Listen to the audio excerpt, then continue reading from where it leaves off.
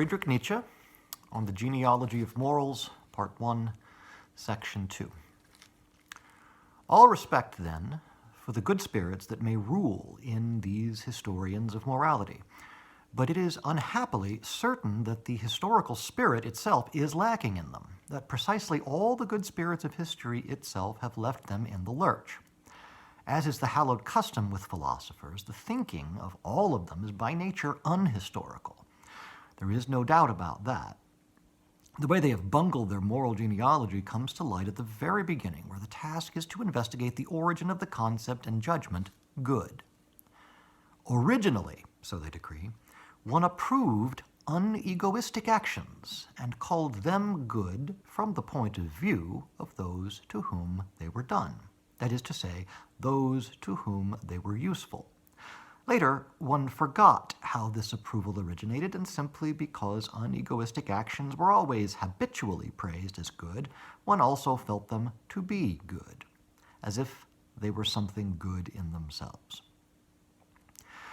One sees straight away that this primary derivation already contains all the typical traits of the idiosyncrasy of the English psychologists. We have utility, forgetting, habit, and finally, error, all as the basis of an evaluation of which the higher man has hitherto been proud, as though it were a kind of prerogative of man as such. This pride has to be humbled, this evaluation disvalued. Has that end been achieved? Now, it is plain to me, first of all, that in this theory, the source of the concept good has been sought and established in the wrong place. The judgment good did not originate with those to whom goodness was shown. Rather, it was the good themselves, that is to say, the noble, powerful, high-stationed, and high-minded, who felt and established themselves and their actions as good, that is, of the first rank, in contradistinction to all the low-minded, common, and plebeian. It was out of this pathos of distance that they first seized the right to create values and to coin names for values. What had they to do with utility? The viewpoint of utility is as remote and inappropriate as it possibly could be in face of such a burning eruption of the highest rank ordering, rank-defining value judgments.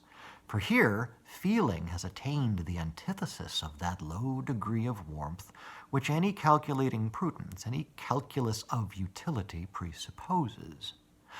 And not for once only, not for an exceptional hour, but for good. The pathos of nobility and distance, as aforesaid, the protracted and domineering fundamental total feeling on the part of a higher ruling order in relation to a lower order, to a below. That is the origin of the antithesis, good and bad. The lordly right of giving names extends so far that one should allow oneself to conceive the origin of language itself as an expression of power on the part of the rulers. They say, this is this and this. They seal everything and event with a sound, and, as it were, take possession of it. It follows from this origin that the word good was definitely not linked from the first and by necessity to unegoistic actions, as the superstition of these genealogists of morality would have it. Rather, it was only when aristocratic value judgments declined that the whole antithesis, egoistic, unegoistic, obtruded itself more and more on the human conscience.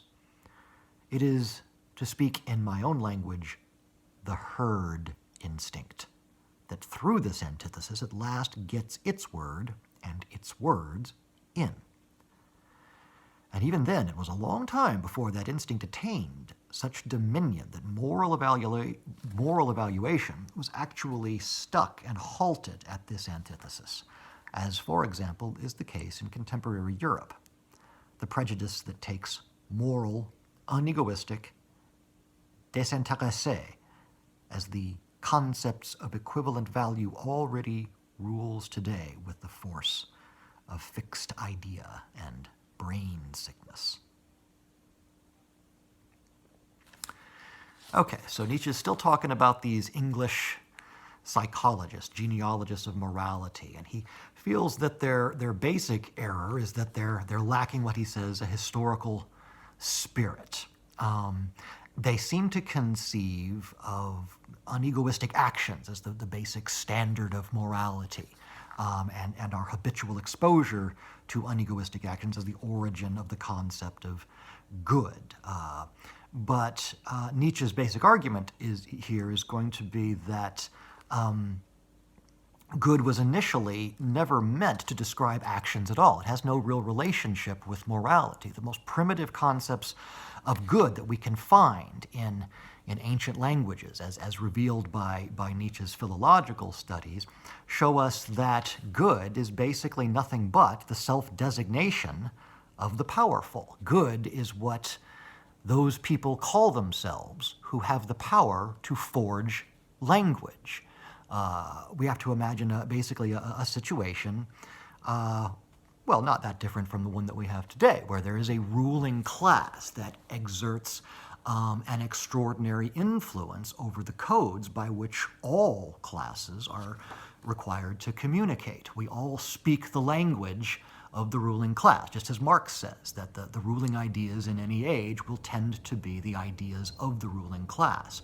And that extends even to language and the ability to forge language, the ability to create new words, and to declare once and for all what they mean, to declare also what they don't mean, to be able to censor language and prohibit pieces of language from taking on these particular meanings. And initially, we have to imagine that the term good was simply what was used by the powerful to describe the powerful. It's a term of self-exaltation.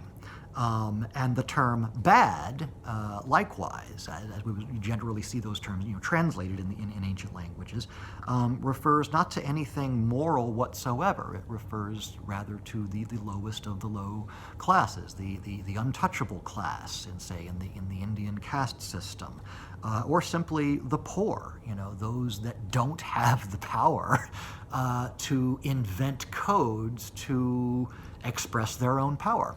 And this is, I think, maybe the most important point that he makes here, is that language itself must be conceived of not as a device for expressing truth, but as a device for expressing power. And in that respect, he sort of ridicules philosophers for their naivete where this is concerned.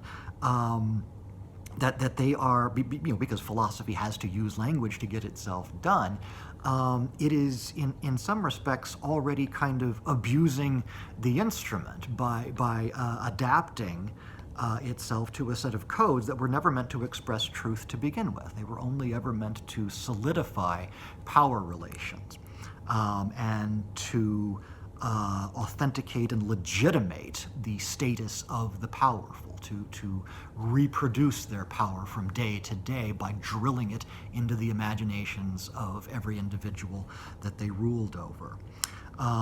Eventually, something does rise up to oppose this herd instinct that Nietzsche brings up toward the end of the passage, but he's very insistent that this is always a late development, and the most primitive phases of language don't really reveal much of the influence of this herd instinct. It's only after a kind of advanced civilizational decline, a decadence of the rulers, that they let their guard down and they don't control the language the way they formerly had, that the masses begin to rise up and organize and exert a pressure of their own and to distort the codes generated by those rulers in order to preserve the prestige and stability of their reign.